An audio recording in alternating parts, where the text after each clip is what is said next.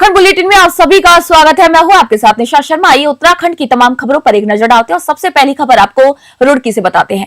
रुड़की के मंडावली स्थित भाजपा कार्यालय में उत्तराखंड में फरवरी से शुरू होने वाली एसआईआर प्रक्रिया को लेकर विस्तृत बैठक आयोजित की गई। इसमें मंगलौर विधानसभा क्षेत्र के भाजपा पदाधिकारी, कार्यकर्ता और स्थानीय लोग शामिल हुए। बैठक में वक्ताओं ने बताया कि एसआईआर प्रक्रिया का मुख्य उद्देश्य फर्जी वोटों पर नियंत्रण करना और लोकतांत्रिक व्यवस्था को मजबूत बनाना है।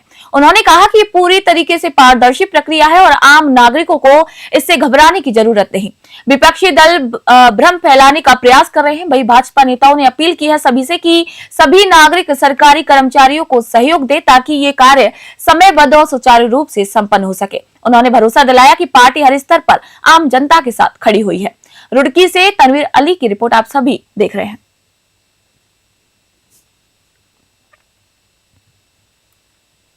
और अध्यक्ष जी हमारी खुशनसीबी है कि वो मंगलौर से है, इसलिए सबसे पहले क्योंकि उनकी विधानसभा है तो 6 है, लेकिन इस पे उनका ज्यादा, क्योंकि अपने घर पे तो प्यार ज्यादा होता है, तो हम उनको इसीलिए आज आए कि उनका धन्यवाद करेंगे कि वो मंगलौर का खास ख्याल रख रही है और BLA 2 में वो सारा काम बड़ी तरीके से अच्छी तरह से देख रहे हैं। देखिए, हम लोगों को ये समझाने के लिए हमारी सभी विधानसभाओं में ये सभाएं की जा रही हैं, क्योंकि ये तीसरे फेज में यहाँ एसआईआर शुरू होगा, जो लगभग फरवरी में शुरू होगा। तो उसे लेके हम अपने ये BLA 2 की प्रक्रिया भी पूरी कर रहे हैं, क्योंकि BLA 2 की अहम भूमिका रहेगी इसमें एसआईआर में। तो उसकी भी हमारी तैयारी है कि जल्दी से जल्दी हमारे सभी BLA 2 बन जाए, जिससे कि जब एसआईआर की प्रक्रिया शुरू होगी तो उस पर ये काम सुचारू रूप से किया जा सके। यही हम लोगों को समझाने का प्रयास कर रहे हैं। नहीं, ऐसी शंका वाली तो कोई बात नहीं है।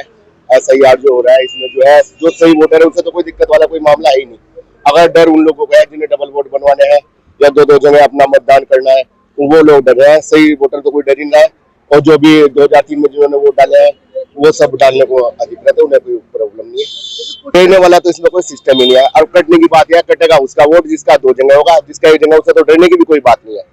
एक भ्रांतियां गलत फैली हुई है लोगों में, और ये पहले से भी चला आ रहा है और आज भी ऐसे ही हो रहा है कि मतलब जो BLA 2 बनाए गए, BLA 2 जो है वो सही वोट देखेंगे। अगर कोई गलत, कोई ऐसा वोट हो के वो डबल बना हुआ या फर्जी वोट है, उस पर ध्यान देंगे। और बाकी जो सही वोट से कोई परेशानी नहीं, जिसका 2003 में भी नाम है लिस्ट में, जो यहाँ का है, तो कोई प्रॉब्लम नहीं है। तो भ्रांतियां बेकार की फैला।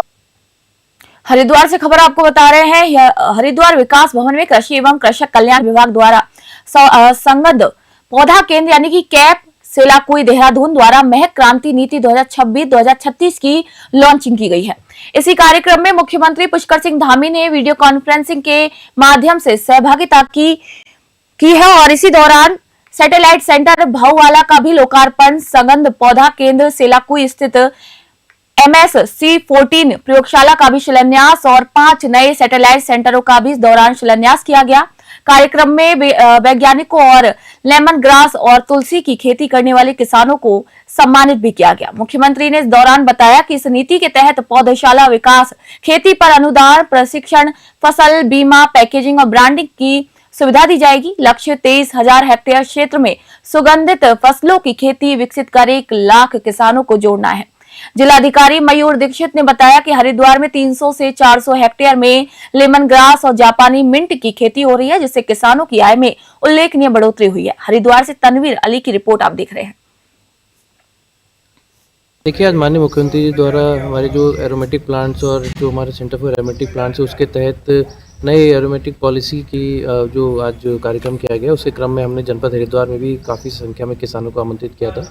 यहाँ पर हमारे जो लेमन ग्रास है और जो जापानीज़ मिंट है, उसको लेकर प्रोजेक्ट बनाया गया है। और यहाँ पर हमने जो किसानों से वार्ता करी, तो करीबन 300 से 400 हेक्टेयर्स में अभी लेमन ग्रास की खेती हमारे जनपद में हो रही है, और उतनी ही करीबन मिंट की भी हो रही है। उसमें किसानों के द्वारा ये भी बताया गया कि उनको इसमें काफ़ी मुनाफा भी हुआ है।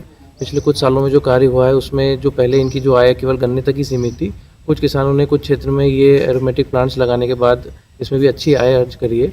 अभी हम लोगों ने ये भी प्लान किया है कि इस नीति के तहत जो भी माननीय मुख्यमंत्री जी ने लॉन्च करी है और जो भी उसमें हम बेनिफिट्स देते हैं किसानों को, उसके तहत और भी अधिक किसानों को इसमें जोड़ेंगे और इसका क्षेत्रफल भी बढ़ाएंगे।